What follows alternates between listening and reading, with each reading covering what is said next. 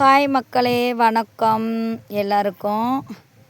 நான் ஜமுனா பேசுகிறேன். இப்போ என்னென்னா உங்களுக்கு ஒரு கதை தான் சொல்ல போகிறேன். கதைனா அருமையான கதைங்க. எங்கள் ஊர் குளத்துக்கு தான் வந்திருக்குறோம். என் பையன்திரே போயிட்டுருக்குறோம். நண்டு பிடிக்கிறக்காண்டி வந்தோம். நண்டு அவ்வளோதான் இல்லை. இன்னொரு பையன் தான் இங்கே சைக்கிள் வச்சுட்டு என்னமோ பண்ணிகிட்ருக்குறேன். என்னடா பண்ணிகிட்டு வந்துக்கிட்டு கிடக்குறேன். ஒரு கதை சொல்ல போகிறேன் மக்களே. இந்த கதையை நல்லா கவனமாக கேளுங்க. நிஜமாகவே சொல்கிறேன், அருமையான கதை இது. இங்கே பாருங்கள், ஒரு பூ இருக்குது பார்த்தீங்களா? இந்த செடி தெரியுமா? எங்கள் ஊரில் இந்த செடிக்கு பேர் இந்த கொடி. இது செடி கிடையாது, கொடி. பூனா கொடின்னு சொல்லுவோம் இந்த பேர். ஒவ்வொரு ஊர்லேயும் என்னென்ன கொடின்னு தெரியாது. நீங்கள் கமெண்டில் சொல்லுங்கள். கண்டிப்பாக கதை அவ்வளோ சூப்பராக இருக்கும் இந்த கதை. இந்த பூ பாருங்கள் எவ்வளோ அழகாக இருக்குன்னு பாருங்கள். இதை என்ன பண்ணுவோம், தலையில் பறித்து ஆடு மேய்க்க வந்தால் தலையில் பறித்து வச்சுக்கிடுவோம். சைடு கொண்டை போட்டு இந்த பூ வச்சா வேறு லெவலாக இருக்கும். இந்த கொடி அவ்வளோ அழகாக இருக்குது. இந்த கொடி ஒரு உயிரே காப்பாற்றிருக்கு. அப்படி ஒரு கதை.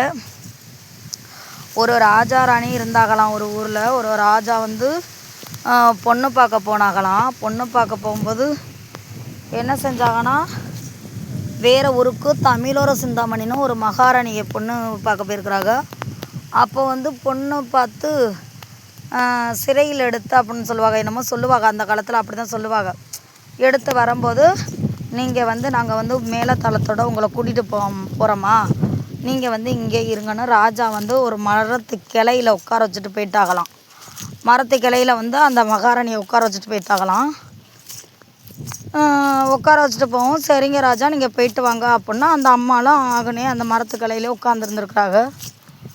மரத்து கிளையில் உட்காந்துருக்கும்போது இவர் ராஜா மேலதளத்தோடு கூட்டிகிட்டு வருவோம் ஊர் மக்களை அப்படின்ட்டு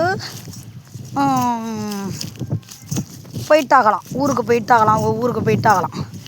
அந்த சமயத்தில் உப்பு குரத்தி மகனும் ஒரு பெண்ணு வந்திருக்குறாங்க தண்ணி எடுக்கிறதுக்கு. ஒரு கிணறுல தண்ணி எடுக்க வந்திருக்குறாங்க. அப்போ கீழே குனிஞ்சு பார்க்கும்போது கேணியை கீழே குனிஞ்சு பார்த்தாகலாம். தண்ணி எடுக்கும்போது மேலே ஒரு ராணி உட்காந்துருந்தாகலாம். ஐயோ, இது என்ன ராணியம்மா மாதிரியே இருக்கிறாங்களே அப்படின்னா அந்த பொண்ணுக்கு தெரிஞ்சிருச்சான். அப்போ அம்மாம்மா நீங்கள் யாரும்மா அப்படிங்கும். நான் தமிழோர சிந்தாமணி என் பேர். நான் ஒரு இளவரசி, ஒரு நாட்டுக்கு இளவரசி. என்னை நான் ஒரு மகாராணி. என்னை பொண்ணு கேட்டு வந்தாக. எங்கள் வீட்டில் அனுப்பிட்டுருக்குறாங்க.